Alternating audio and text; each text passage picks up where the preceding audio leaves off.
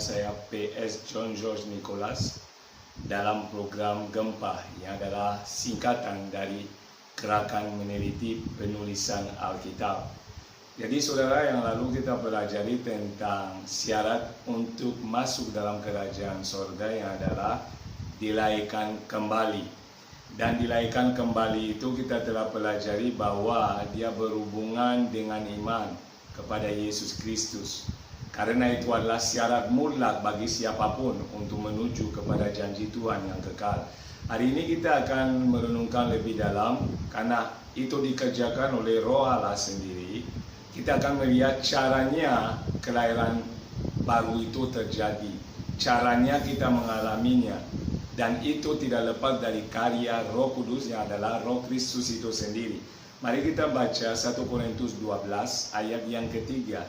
1 Korintus 12 ayat yang ketiga yang berbunyi, "Karena itu aku mau meyakinkan kamu bahwa tidak ada seorang pun yang berkata-kata oleh Roh Allah dapat berkata, terkutuklah Yesus.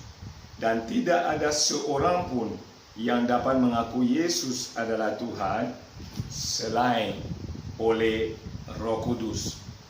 Amin. Jadi Roh Kudus yang membawa orang mengakui Yesus sebagai Tuhan. Roh Kudus yang membawa orang mengucapkan kata percaya kepada Yesus itu. Bagaimana caranya Roh Kudus berperan melakukan hal ini? Ini yang kita akan pelajari. Sehingga dalam kelahiran baru, Roh Kudus punya peran yang sangat-sangat sentral. Kita lihat dulu di dalam Alkitab, di Yohanes 16 ayat 7 dan seterusnya. Itu yang akan kita pelajari hari ini. Yohanes 16 ayat 7. Judul perikopnya adalah pekerjaan penghibur, yang adalah Roh Kudus itu Parakletos, yang adalah pengajar, penghibur, penolong. Kita melihatnya, namun benar yang kukatakan ini kepadamu adalah lebih berguna bagi kamu jika aku pergi. Sebab jika aku tidak pergi, penghibur itu tidak akan datang kepadamu, tetapi jikalau aku pergi, aku akan mengutus dia kepadamu. Jadi di sini dulu saudara, teman-teman, kita melihat bahwa Yesus yang akan mengutus Roh Kudus. Kenapa Yesus akan mengutus Roh Kudus? Karena Roh Kudus adalah Roh Kristus. Maka Yesus akan mengirim Roh Kudus kepada orang-orang percaya, kepada orang-orang supaya mereka dapat mengalami pemulihan dan pertobatan. Kenapa? Kelahiran baru erat dengan yang namanya pertobatan, saudara. Maka kalau saudara baca nanti di dalam Matius 3 ayat 2, Yohanes Pembaptis berkata bahwa harus bertobat karena kerajaan Tuhan sudah dekat. Di ayat 8, dia menyatakan kepada orang Farisi dan orang Saduki yang datang untuk dibaptis, dia meminta mereka menghasilkan buah dari pertobatan itu. Bahkan ayat 7 dia menyebut mereka keturunan ular beludak. Kenapa tidak bisa hanya sekedar datang untuk dibaptiskan, masuk di dalam air? Karena pertobatan bicara perubahan pola pikir, perubahan cara pandang terhadap Yesus Kristus, terhadap keselamatan dan cara mengalami keselamatan itu, terhadap keselamatan dan pribadi di dalam siapa keselamatan itu dicapai. Oleh karena itu saudara, kita lihat di sini bahwa Yesus pun di Matius 4 menyatakan kepada orang untuk bertobat karena kerajaan Allah sudah dekat, dan dia pun mengecam orang yang tidak kunjung mengalami pertobatan itu. Tetapi ini belakangan. Jadi Yesus adalah pribadi yang mengutus Roh Kudus kepada kita. Tujuannya apa saudara? Kita lihat ayat 8. Dan kalau ia datangi Roh Kudus itu, ia akan mengisahkan dunia akan dosa, kebenaran dan penghakiman. Jadi tujuan Roh Kudus itu diutus adalah untuk mengisahkan kita. Artinya menyadarkan kita.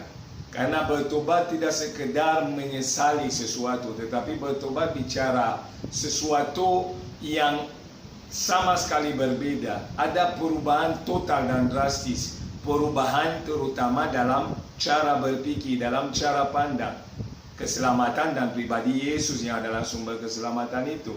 Oleh karena itu saudara, dikatakan dia akan datang mengisahkan kita akan dosa, akan kebenaran, dan akan penghakiman. Ini penting dan itu mutlak adalah cara orang harus bertobat, saudara. Karena pertobatan adalah penentu kelahiran baru. Dia satu paket dengan kelahiran baru, tidak bisa dipisahkan.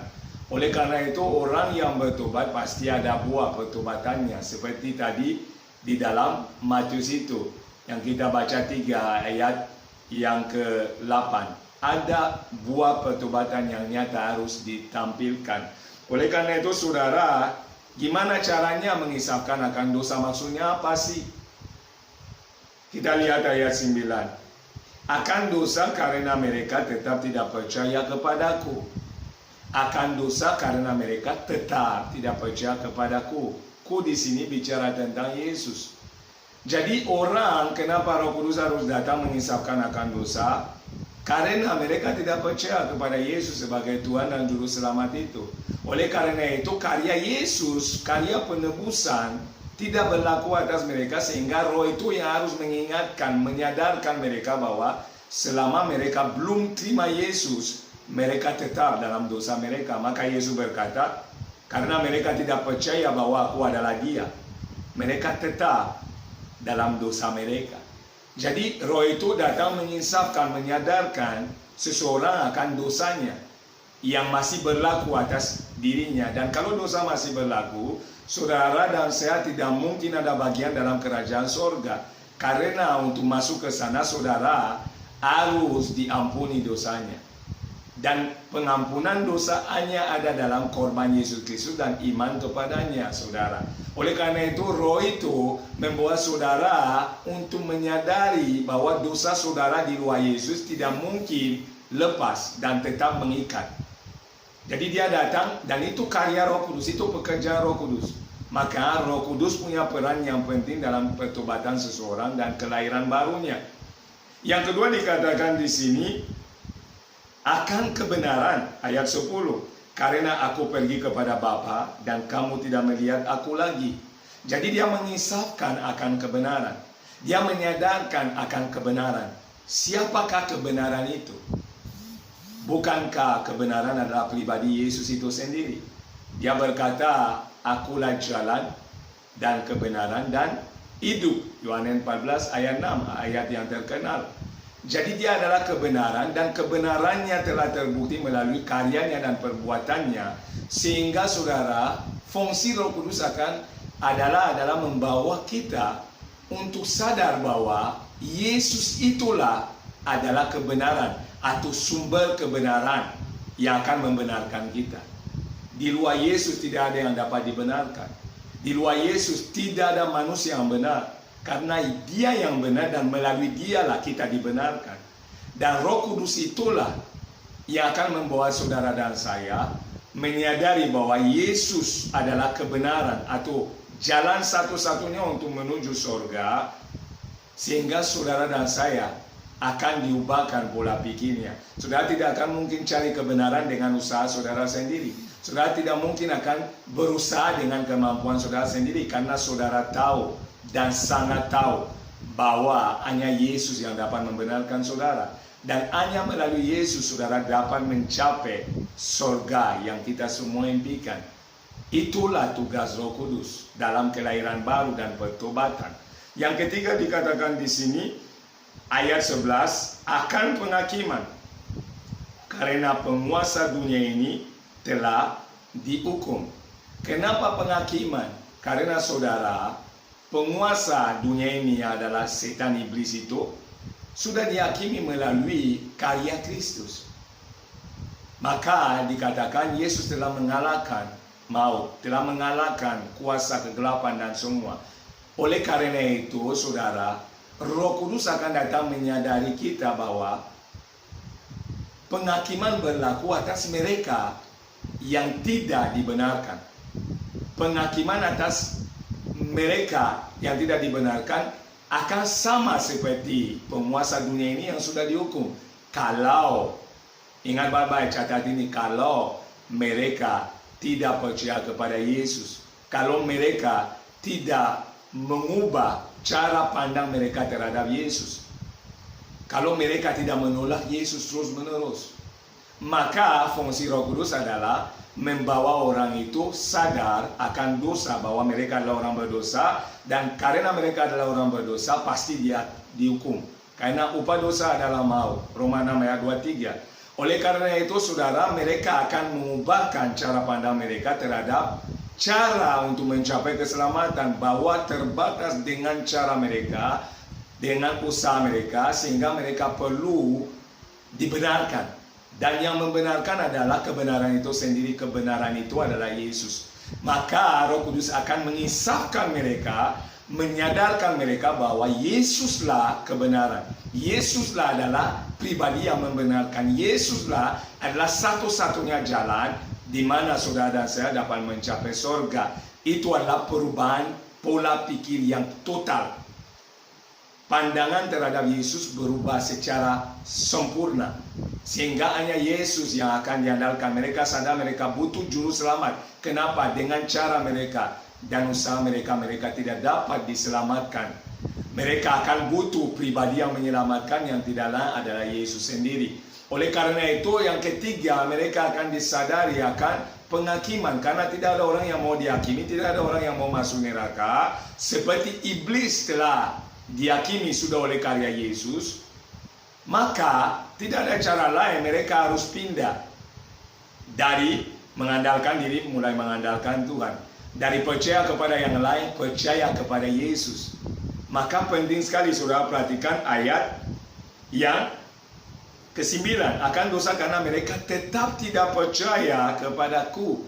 Jadi percaya kepada Yesus adalah bukti seseorang telah bertobat. Dia berubah pola pikirnya, dia berubah cara pandangnya, dan dia menyadari bahwa dia butuh Yesus dalam segala hal. Dan itu adalah karya Roh Kudus saudara. Tidak ada yang lain yang dapat melakukannya selain Roh Kudus sendirinya, adalah Roh Kristus. Oleh karena itu Yesus mengutus Roh itu untuk membawa kesadaran dalam pikiran orang manusia berdosa, supaya manusia ini menyadari keterbatasannya karena dia adalah orang berdosa. Yang kedua, manusia ini menyadari bahwa dia butuh dibenarkan dengan cara menerima pembenar itu atau juru selamatnya adalah Yesus. Barulah mereka disadari oleh penghakimannya, artinya hukuman seandainya mereka tidak melakukannya.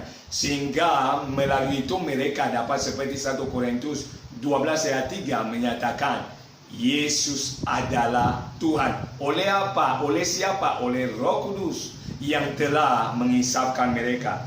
Mereka bisa melakukannya hanya karena Roh Kudus mengisapkan. Jadi bukan sesuatu yang diucapkan dengan kata kosong. Itu adalah sesuatu yang sudah dialami secara pribadi karena Roh Kudus itu, Roh kebenaran, telah membawa mereka mencapai seluruh kebenaran. Maka lihat ayat selanjutnya saudara. Ayat 13. Yohanes 16:13. Tetapi apabila ia datang, yaitu Roh kebenaran, Roh Kudus itu, ia akan memimpin kamu ke dalam seluruh kebenaran, sebab ia tidak akan berkata-kata dari dirinya sendiri. Tetapi segala sesuatu yang didengarnya lah, itulah yang akan dikatakannya, dan ia akan memberitakan kepadamu hal-hal yang akan datang. Jadi Roh Kudus yang adalah Roh kebenaran, yang adalah Roh Kristus, karena Roh Kristus adalah kebenaran itu, akan membawa saudara dan saya dalam segala kebenaran, seluruh kebenaran.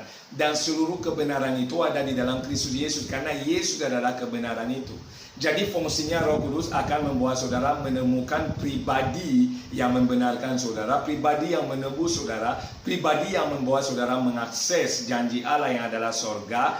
Inilah fungsi Roh Kudus yang mendatangkan kelahiran baru atas saudara melalui pertobatan yang sungguh-sungguh, dengan mengisapkan akan dosa, mengisapkan akan kebenaran, mengisapkan akan penghakiman. Sehingga di ayat 14 dikatakan, ia akan memuliakan aku, Roh Kudus akan memuliakan Yesus, sebab ia akan memberitakan kepadamu apa yang diterimanya daripadaku. Jadi Roh Kudus akan memuliakan Yesus karena Roh Kudus adalah Roh Kristus. Jadi dia akan memuliakan pribadi Yesus. Dia akan menyampaikan apa yang Yesus sampaikan. Dia akan membawa saudara kepada kehendak Allah yang sempurna. Dia akan membawa saudara mencapai rencana dan tujuan ilahi adalah keselamatan atau surga itu. Jadi kesimpulannya apa saudara buat kita? Roh Kuduslah yang berperan dalam keselamatan yang saudara dan saya alami. Karya Yesus sudah sempurna terjadi di kayu salib bagi semua manusia. Tetapi untuk bisa mengakses tujuan karya itu yang adalah keselamatan, manusia perlu lahir kembali. Dan lahir kembali adalah satu-satunya cara dan jalan.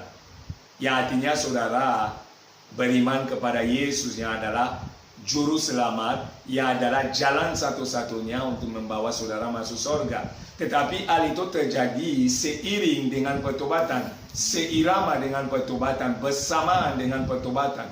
Sehingga Roh Kudus yang sama yang membawa saudara dan saya menyadari bahwa Yesus Kristus adalah Tuhan dan satu-satunya jalan keselamatan. Sehingga saudara akan berkata, Yesus adalah Tuhanku, Yesus adalah Rajaku, Yesus adalah Juru Selamatku, Yesus adalah segala-galanya bagiku. Sehingga saudara lahir kembali oleh anugerah Tuhan dan masuk di dalam rencana Tuhan menuju mencapai garis akhir yang adalah keselamatan abadi, surga yang kekal yang dijanjikan.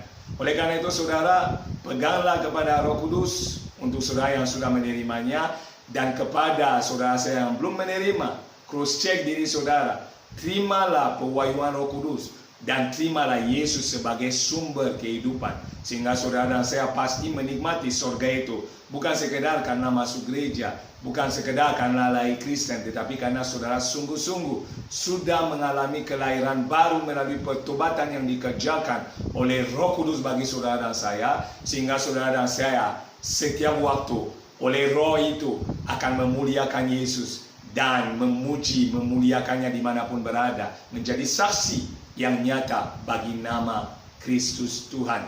Itulah yang saya dapat sharingkan, kiranya memberkati. Saudara yang mau bertanya atau mau sharing, mau doa, konseling, atau apapun juga boleh tulis di komentar atau di pesan nomor handphone saya yang tertera, sehingga kita dapat saling membangun, saling menguatkan demi kemuliaan nama Tuhan.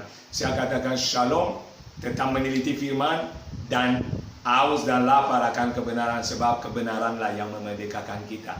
Di dalam nama Yesus saya katakan shalom. Tuhan Yesus memberkati. Amin.